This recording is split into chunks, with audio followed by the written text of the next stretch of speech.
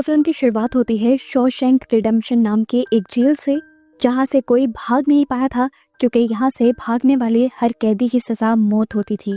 Scene cut होकर हमें court में एंडी नाम के एक बैंकर को दिखाया जाता है, जिसे उसके वाइफ और वाइफ के दोस्त के मर्डर के इल्जाम में उम्र कैद की सजा सुना दी गई थी। हालांकि एंडी बेगुनाह था, लेकिन उसके पास कोई सबूत नहीं था। सजा काटने के लिए उसे शॉशैंक रिडेम्पशन जेल में ही भेजा जाता है, जहां पर उसके साथ बहुत से और कैदी भी आते हैं और पुराने कैदी इन्हें देखकर शर्त लगाते हैं कि आज इस जेल में सबसे पहले कौन रोएगा। रेड नाम के एक कैदी ने शर्त लगाई थी कि एंडी ही सबसे पहले रोएगा, क्योंकि वो अमीर और मासूम लग रहा था। रात में सभी कैदी अपने सेल के अंदर चले जाते हैं और पुराने कैदी जोर जोर से शोर मचाकर उन्हें डराने की कोशिश करते हैं। काफी सारे कैदी रोने लग जाते हैं, पर एंडी नहीं रोता और ये देखकर रेड हैरान हो जाता है। उसका अंदाजा गलत था कि एंडी मासूम था, बल्कि एंडी तो बहुत ही ज्यादा स्ट्रॉन्ग आदमी था। सुबह नाश्ते के वक्त एंडी यहाँ के सबसे पुराने कैदी से इस जेल के रूल्स और कैदियों के बारे में पूछता है, तो वो सब बताते हुए एक काम की बात ये भी बताता है कि रेड इस जेल का इकलौता ऐसा इंसान है जो बाहर से तुम्हें कुछ भी मंगवा कर दे सकता है। इसीलिए कुछ देर बाद वो रेड के पास जाता है और रेड उसके कुछ भी कहने से पहले उसे ये बता देता है कि मैं ऐसा कुछ भी मंगवा कर नहीं देता जो जेल से भागने में काम आए या किसी को मारने में। एंडी एक हथौड़ी मंगवाना चाहता था। वो कहता है, फिक्र मत करो, मैं किसी का सर नहीं फाड़ूंगा क्योंकि मेरा यहाँ पर कोई दुश्मन ही नहीं है। पर रेड उसे अलर्ट करते हुए कहता है, बहुत ही जल्दी दुश्मन भी बन जाएंगे, क्योंकि उसे पता था कि एंडी के यहाँ आते ही कुछ पुराने कैदी उस पर नजर रखे हुए थे, जो सच में कुछ देर बाद एंडी को मारते हुए एक सुनसान जगह पर ले जाते हैं और उसे अब्यूज करते हैं। दूसरी तरफ रेड ने उसके लिए हथौड़ा भी मंगवा दिया था, लेकिन ये इतना छोटा सा था कि रेड भी उसे देखकर हंसने लगा और उसने सोचा कि एंडी अगर इससे सुरंग खोदने का भी सोच रहा है तो इस इतनी छोटी सी हथौड़ी से सुरंग को पूरा तोड़ने में भी तकरीबन 600 साल ही लग जाएंगे। खैर, उसे तो कोई प्रॉब्लम नहीं थी। वो ब्रुक्स यानी उसी ओल्ड आदमी के जरिए एंडी के पास वो हथौड़ी भिजवा देता है। एंडी को इस हथौड़े की क्या जरूरत थी ये नहीं दिखाया जाता। वक्त गुजरता रहता है, वो बुरे लोग एंडी को बार बार अपना शिकार बनाते रहते हैं, पर एंडी ना तो किसी को कुछ बताता है और ना ही किसी से कभी बदतमीजी करता है। ऐसे ही 2 साल बाद एक दिन ऐलान होता है कि कुछ कैदियों को छत की मुरम्मत करनी है, जिसके लिए एंडी को भी चुना जाता है। एंडी और उसके सभी साथी जब काम कर रहे होते हैं, तब एंडी हैंगले नाम की एक ऑफिसर की बातें सुनता है। वो दूसरे ऑफिसर को बता रहा था कि मेरा भाई मर चुका है और उसके पास बहुत सारे पैसे हैं, जो अब हैं तो मेरे ही, पर अगर मैं उसे बैंक से निकलवाता हूँ या अपने अकाउंट में ट्रांसफर करता हूँ तो मुझे $30,000 का टैक्स देना पड़ेगा। एंडी उनकी ये बातें गौर से सुन रहा होता है और फिर ऑफिसर के पास जाकर उनसे पूछता है, क्या आप अपनी वाइफ पर ट्रस्ट करते हैं? ये सवाल ऐसा था कि ऑफिसर को कुछ समझ नहीं आया और वो गुस्से से एंडी को मारने लगा। वो तो एंडी को छत से गिराने भी लगा था, पर फौरन ही एंडी ने बोल दिया कि अगर आप अपनी वाइफ पर ट्रस्ट करते हैं तो वो पैसे आप अपनी वाइफ के अकाउंट में ट्रांसफर कर सकते हैं। अमेरिकन लॉ के मुताबिक जो पैसे आप अपनी वाइफ को गिफ्ट करेंगे उस पर आपको टैक्स नहीं लगेगा। इसके लिए थोड़ी बहुत जो डॉक्यूमेंटेशन है वो मैं आपको करवा कर दे सकता हूँ, लेकिन अगर आप बाहर के किसी लॉयर से ये काम करवाएंगे तो वो आपसे हजारों डॉलर्स चार्ज कर लेंगे। लेकिन क्योंकि मैं बैंकर हूँ, मुझे सब पता है। हैरान होकर हैंगली पूछता है कि तुम्हें इसके बदले फिर क्या चाहिए? एंडी कहता है, कुछ भी नहीं। वो तो यहाँ से बाहर जाने की मांग भी नहीं करता, वो बस कहता है कि इसके बदले आप मेरे दोस्तों को बियर पिला दीजिएगा, क्योंकि जेल में कैदियों को बियर पीने की इजाजत नहीं थी। अगले दिन दिखाया जाता है कि एंडी के सभी दोस्त बैठकर बियर पी रहे थे और एंडी से बहुत ज्यादा खुश भी थे, यानी एंडी ने हैंगली का काम अच्छे से कर दिया था। वक्त ऐसे ही गुजरता है और इस दौरान एंडी और रेड की दोस्ती काफी ज्यादा गहरी हो जाती है। एक दिन जब ये लोग जेल में फिल्म देख रहे होते हैं, तब एंडी रेड से कहता है कि मुझे इस एक्ट्रेस का एक बहुत बड़ा पोस्टर चाहिए। फिल्म देखने के बाद जब एंडी अपने रूम की तरफ जा रहा होता है तो दोबारा वो तीनों लोग एंडी को पकड़ लेते हैं, पर अब एंडी में काफी हिम्मत आ चुकी थी। वो इनको अपने साथ कुछ गलत नहीं करने देता और इस चीज से इन तीनों को बहुत ज्यादा गुस्सा आ जाता है और वो एंडी को इतना ज्यादा मारते हैं कि एंडी अगले 1 महीने के लिए हॉस्पिटल में एडमिट हो जाता है। जिसने एंडी को मारा था उसको भी 1 हफ्ते के लिए काल कोठरी में बंद किया गया था, पर जब ये बात ऑफिसर हैंगली को पता चली तो उन्हें बहुत ज्यादा गुस्सा आया उस आदमी पर, क्योंकि एंडी ने उनका बहुत ज्यादा फायदा किया था, इसलिए एंडी उन्हें पसंद था। एंडी का बदला लेने के लिए वो उस आदमी को इतना ज्यादा मारते हैं, इतना मारते हैं कि वो पैरालाइज हो जाता है। 1 महीने बाद एंडी भी जब अपने सेल में वापस आता है तो उसे रेड वेलकम गिफ्ट के तौर पर उसी एक्ट्रेस का पोस्टर देता है जिसे उसने मांगा था। अभी वो ये सब कुछ सेट ही कर रहा था कि यहाँ पर इन्वेस्टिगेशन के लिए वार्डन आ जाता है वार्डन एंडी के पूरे सेल की तलाशी लेता है पर उन्हें कुछ भी नहीं मिलता। इस टाइम एंडी ने बस अपने हाथ में बाइबल पकड़ी हुई थी, जिस बाइबल को भी पहले वार्डन बाहर ले जाते हैं और फिर वापस आकर एंडी को वापस कर देते हैं। एंडी की रूम की तलाशी लेना सिर्फ एक बहाना था। असल में वार्डन खुद एंडी से मिलना चाहते थे, क्योंकि उन्हें पता चला था कि उसने किस तरह से हैंगली के पैसे बचाए हैं और वो अब अपने भी कुछ काम एंडी से करवाना चाहते थे। वार्डन एंडी को लाइब्रेरियन इंचार्ज भी बना देता है और इस दौरान बहुत से ऑफिसर्स आकर अपने मुश्किल काम एंडी से हल करवाते हैं। एंडी पूरे जेल में मशहूर होने लगता है। उसके पास जेल में भी बहुत ज्यादा काम आने लग जाता है कि उसे एक असिस्टेंट की जरूरत पड़ जाती है और वो यहाँ पर रेड को अपना असिस्टेंट रखता है। दिन ऐसे ही गुजरते हैं और सबसे बूढ़ा कैदी ब्रुक्स, जो कि एंडी और रेड का अच्छा दोस्त भी था, उसके कैद से छूटने के दिन आ जाते हैं। वो बहुत ज्यादा उदास था क्योंकि इस कैद में रहते हुए उसे 50 साल गुजर गए थे और वो अब बाहर नहीं जाना चाहता था।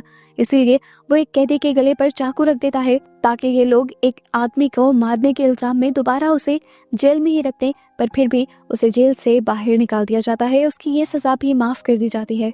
ना चाहते हुए भी ब्रुक्स को जेल के बाहर आज़ादी की जिंदगी गुजारनी पड़ती है, लेकिन इतने साल बाद ये आज़ादी उसे बिल्कुल भी अच्छी नहीं लग रही थी। उसे डर लगता था। बाहर की दुनिया उसकी सोच से ज्यादा तेज हो गई थी और इस तेजी वाली दुनिया में वो इतना घबरा जाता है कि एक दिन सुसाइड कर लेता है।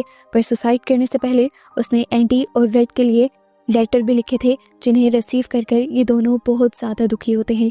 दूसरी तरफ जेल में हमें दिखाया जाता है कि वार्डन ने एक नया फैसला लिया था। वो जेल के कैदियों को बाहर ले जाकर काम करवाना चाहता था, इसलिए उसने बहुत सारे कॉन्ट्रैक्ट भी ले लिए थे कैदियों को, क्योंकि उसे मजदूरी नहीं देनी पड़ती थी। इसलिए वो हर कॉन्ट्रैक्ट से बहुत सारे पैसे कमा लेता है और बचा भी लेता है। पर सब जानते थे कि ये वाले उसके पैसे ब्लैक मनी थी, जो उसने कैदियों से काम करवा कर कमाए थे। पर वो जानता था कि ब्लैक मनी को अवॉइड करने के लिए जेल में उसके पास एंडी है।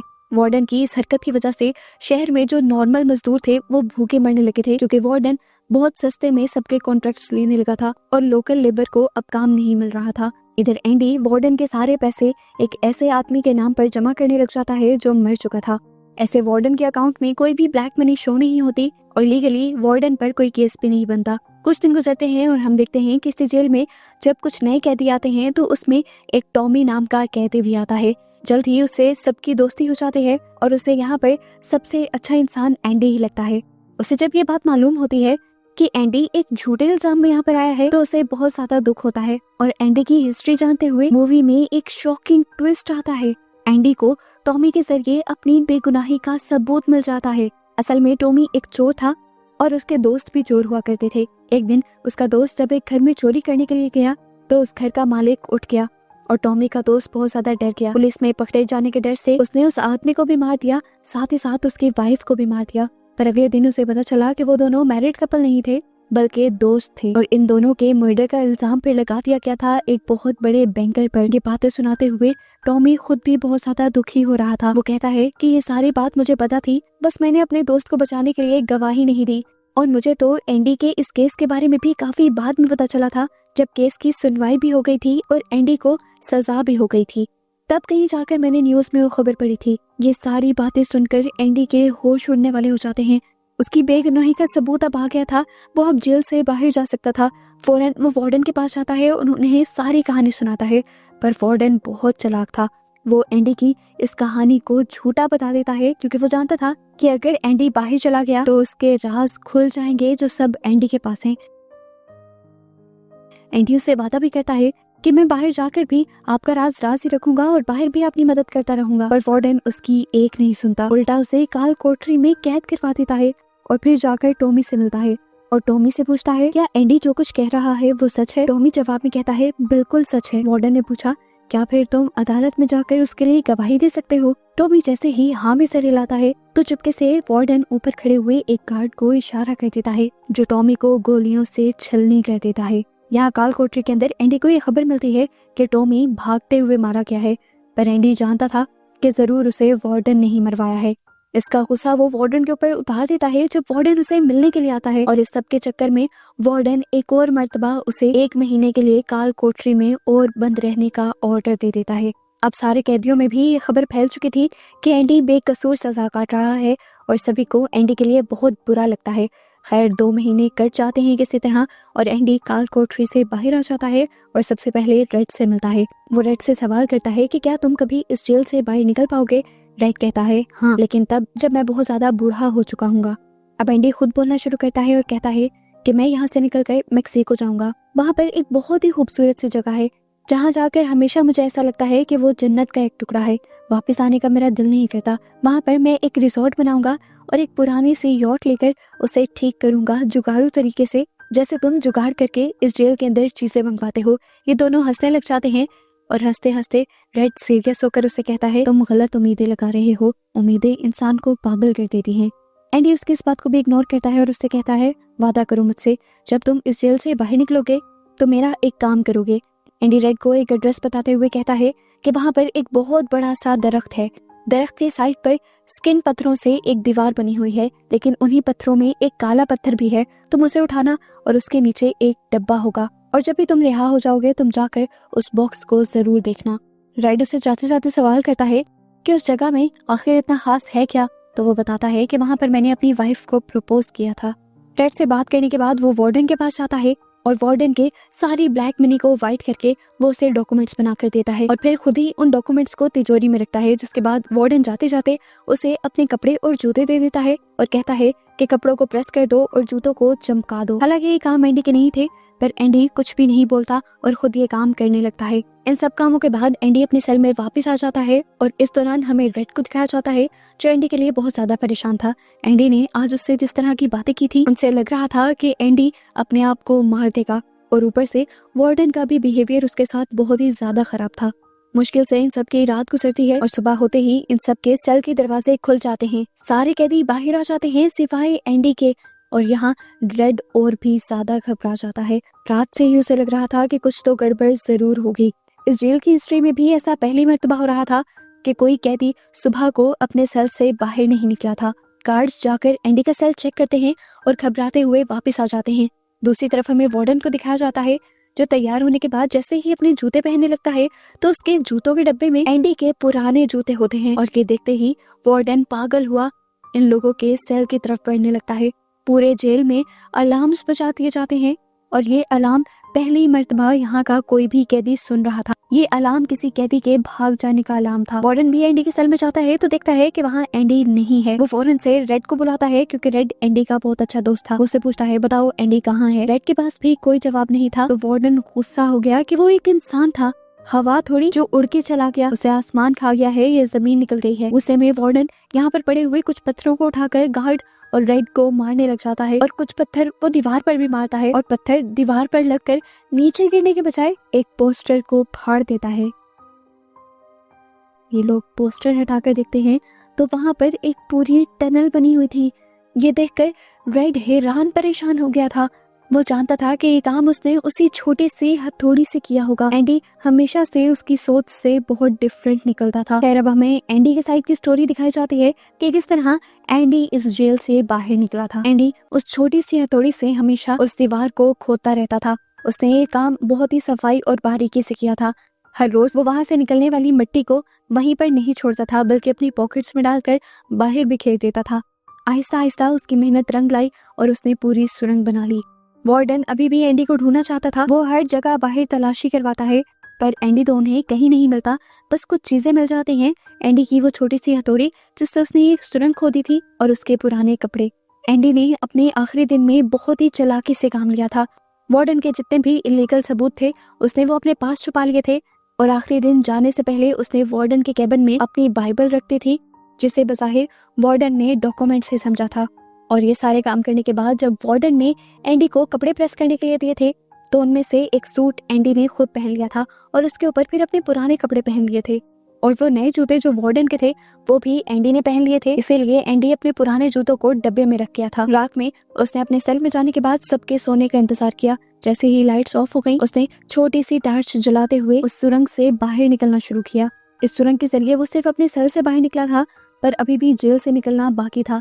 बाहर जाकर उसने एक सीवरेज होल को खोला और 2 किलोमीटर के इस बड़े सीवरेज होल के जरिए वो आखिर इस जेल से बाहर निकलकर भाग गया। फाइनली अब हमें आजाद हुए एंडी को दिखाया जाता है जो सुबह होते ही उस बैंक में जाता है जहाँ पर वार्डन का ब्लैक मनी का अकाउंट था। सारे डॉक्यूमेंट्स क्योंकि एंडी के पास थे और सब तरीके भी एंडी को पता थे, तो एंडी बड़ी ही चालाकी से वार्डन के सारे पैसे अपने अकाउंट में ट्रांसफर कर लेता है, जिसका किसी को शक भी नहीं होता। ये सारी प्लानिंग असल में एंडी ने जेल के पहले दिन से ही शुरू कर दी थी।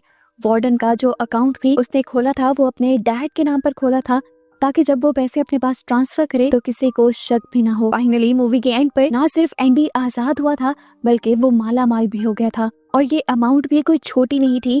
$3,70,000 थे ये। एंडी अब अपने जेल से निकलने को भी अपना जुर्म बनाने के बजाय अपनी हिम्मत बनाता है, अपनी सारी ही स्टोरी लिखकर मीडिया में पब्लिश करवा देता है। वार्डन के टॉमी को मारने के सबूत, वार्डन के काले कामों के सबूत सभी वो जेल से चुरा कर लाया था, जिसे उसने अदालत और मीडिया हाउस में दे दिया था। खुद बेकसूर होने की वजह से उसकी अगली सजा भी माफ कर दी गई थी, और जो जेल से भागने का उसने जुर्म किया था वो उसका इसलिए माफ कर दिया गया था क्योंकि उसने वार्डन को पकड़वाने में मदद की थी। जैसे ही इन चीजों की खबर वार्डन को होती है तो वार्डन घबरा कर अपनी तिजोरी खोलता है और वहाँ पर उसे बाइबल मिलती है। ये वही बाइबल थी जिसे काफी सालों पहले वो एक बार एंडी के रूम से उठाकर भी लाया था। तब उसे ये बाइबल थोड़ी भारी लगी थी। वो खोलकर आज उस बाइबल को देखता है तो उसमें हथौड़ी की शेप में सफेद फटे हुए थे, यानी एंडी ने हमेशा से हथौड़ी यहाँ पर छुपा कर रखी और किसी को उस पर शक भी नहीं हुआ। बाइबल के पहले पेज पर वो वार्डन के लिए मैसेज भी लिख कर गया था। यहाँ इस तरह वार्डन को जेल हो जाती है और दूसरी तरफ हमें दिखाया जाता है कि रेड के अच्छे बिहेवियर की वजह से उसकी भी बाकी सजा माफ कर दी जाती है। वो भी फिर आकर उसी रूम के अंदर रहता है जहाँ पर उनका बूढ़ा दोस्त ब्रुक्स रहा करता था। लेकिन इतने साल बाद ये दुनिया उसे बहुत ही अजीब लग रही थी। सालों बाद जेल से वापस आकर वो भी डिप्रेशन का शिकार हो जाता है और अपने आप को मारने का प्लान करता है, पर तभी उसे एंडी से किया हुआ वो वादा याद आ जाता है जिसमें उसे एक बॉक्स को ढूंढना था। अपना वादा पूरा करने के लिए वो निकल जाता है और उसे एंडी की बताई जगह पर एक बॉक्स मिलता है जिसके अंदर एंडी का एक खत और कुछ पैसे थे। एंडी ने लिखा था, जो जगह मैंने तुम्हें बताई थी आज भी मैं तुम्हारा उसी जगह पर इंतजार कर रहा हूँ। बस ये पढ़ना था कि रेड के चेहरे पर एक अजीब सी मुस्कुराहट आ जाती है और वो फौरन से मेक्सिको के लिए निकल जाता है। एंडी की बताई जगह पर पहुंचने पर वो देखता है कि एंडी एक पुरानी यॉट को ठीक कर रहा था जुगाड़ी तरीके से, जैसा उसने बताया था। एंडी उसे देखते ही बहुत ज्यादा खुश हो जाता है और ये लोग गले मिलते हैं। एंडी उसे कहता है, देखा मैंने कहा था ना कि उम्मीद इतनी भी बुरी चीज नहीं होती। ऐसे ही फाइनली इन दोनों को खुश और आजाद दिखाते हुए ये मूवी यहाँ पर खत्म हो जाती है।